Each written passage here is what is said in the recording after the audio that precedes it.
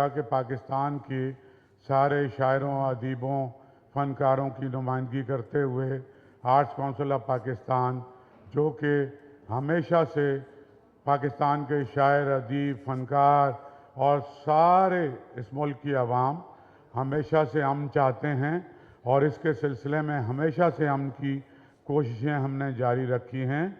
हमारे पड़ोसी मुल्क के जो आर्टिस्ट हैं उनका भी सिलसिला एक ज़माने तक यही रहा है।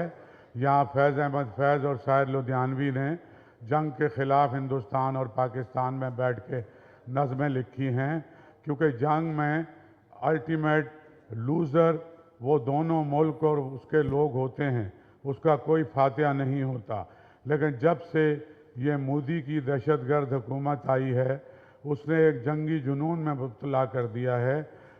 कोई 1 अरब 40 करोड़ इंसानों के मुल्क को, और उसकी तौसीह पसंदी, उसकी जो एक सुपरमेसी का एक जो ख्वाब है, और जिस तरह अपने लोगों को वो बेवकूफ़ बना रहा है।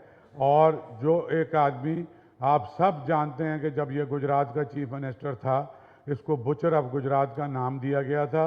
इसने 10-15 हज़ार से ज़्यादा मुसलमानों का, जो दुनिया की सबसे बड़ी मिनॉरिटी है, मुस्लिम मिनॉरिटी हिंदुस्तान में रहती है, उनका कत्लेआम किया। सारी दुनिया में इस पर ट्रैवल बैन था, लेकिन उसके बाद वो आ गया और इक़्तिदार में भी आ गया।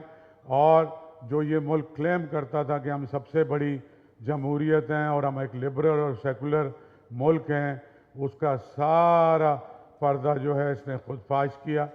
इसी जंगी जुनून में मुब्तला होके पाकिस्तान पर परसों रात को हमला किया, एक बुज़दिलाना हमला, जिसके नतीजे में हमारे बच्चे, हमारी औरतें, हमारे बेगुनाह सिविलियन 30 से ज़्यादा अपनी जानों से गए।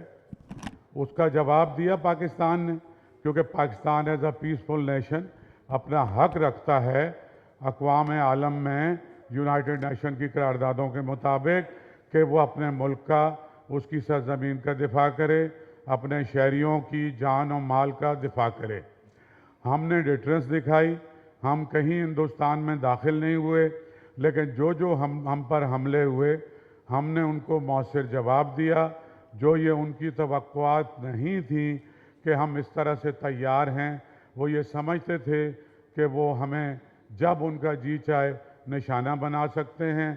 उन्होंने बिलियंस ऑफ डॉलर खर्च करके पूरी दुनिया में लॉबिंग करके वो ये समझ रहे थे कि सफारती महाज पर उन्होंने पाकिस्तान को तनाह कर दिया है। लेकिन परसों रात 2 बजे के बाद आप देखें कि इज़राइल के अलावा, जो दुनिया का सबसे बड़ा दहशतगर्द मुल्क है इज़राइल, एक किसी मुल्क ने भी हिंदुस्तान के इस हमले पर उसकी हिमायत का ऐलान नहीं किया, जिन पे वो रिलाय करता था।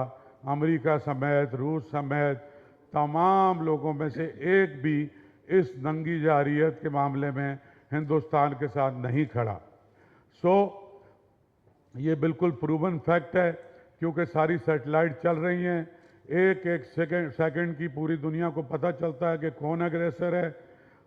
हमारे मुल्क में 9 जगह पर मिसाइल दागे गए, सारी सिविलियन आबादी पर और हमारे मस्जिदों पर।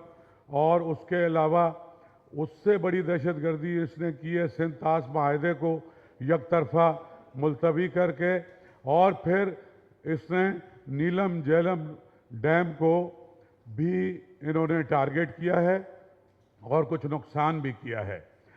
ये तो यजीद से भी आगे का मामले पे चला गया है। ये पाकिस्तान के 25 करोड़ लोगों का पानी बंद करने का जो इसका ख्वाब था, वो माहिदा कैंसिल किया, फिर चनाब का पानी बंद किया, और अभी हमारे डैम पर भी उसने अटैक किया है।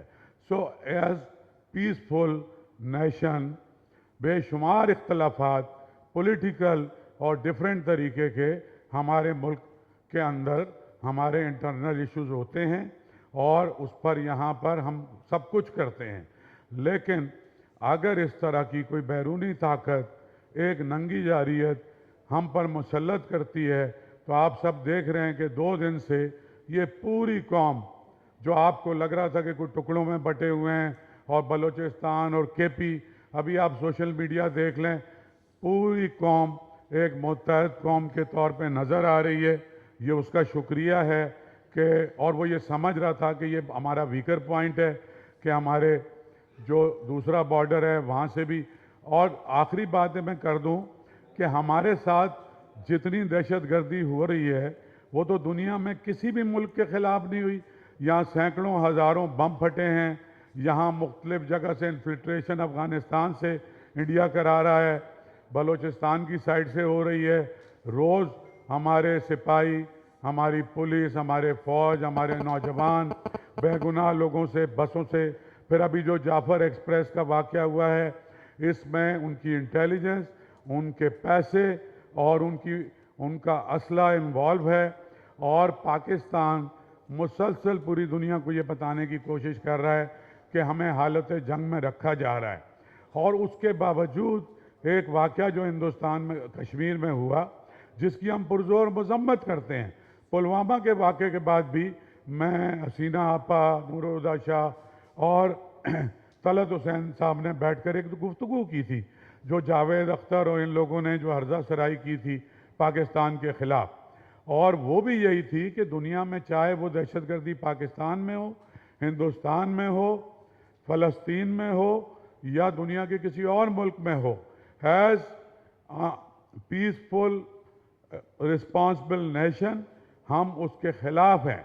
लेकिन एक प्लान करके बाय डिज़ाइन, जब अमेरिकन वाइस प्रेसिडेंट इंडिया में है, एक बाय डिज़ाइन किया गया एक ऐसे कश्मीर के खित्ते में जहाँ एक ही सड़क है, जहाँ 7 लाख आर्मी है, इतने सारे लोग गए, इतने लोगों को वहाँ कत्ल किया गया और ना कोई आदमी पकड़ा गया।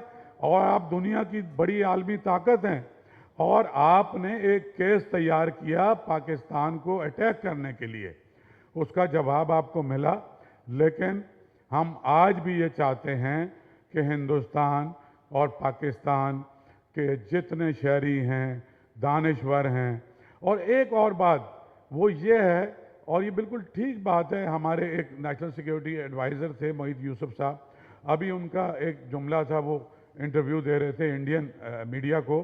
सो उन्होंने कहा कि 1.5 अरब इंसानों के मुल्क की फ़ौज या लोग या उनके इंटेलेक्चुअल अगर ये चाहते हों कि 2 आलमी एटमी ताकतों के दरमियान वो जंग कराना चाहते हों, तो इसका मतलब ये है कि ये दुनिया की सबसे बड़ी आबादी के मुल्क के इंटेलेक्चुअल, स्कॉलर और हुकूमत वो इंटेलेक्चुअली बांझ हो चुकी है।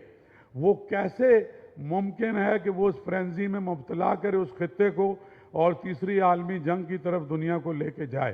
सो ये एक लम्हा फ़िक्रिया है, मैं समझता हूँ, हिंदुस्तान के अदीबों के लिए, हिंदुस्तान में सोचने वालों के लिए और उन अमन पसंद लोगों के लिए जो लगता है इक्का दुक्का वॉइस ऑफ डिसेंट आती है इसकी दहशतगर्दी के ख़िलाफ़, लेकिन इसने जिस तरह से हॉस्टेज बनाया हुआ है, वहाँ लोग डरते हैं बात करते हुए कि हमारी ज़िंदगी ये अजाब कर देगा।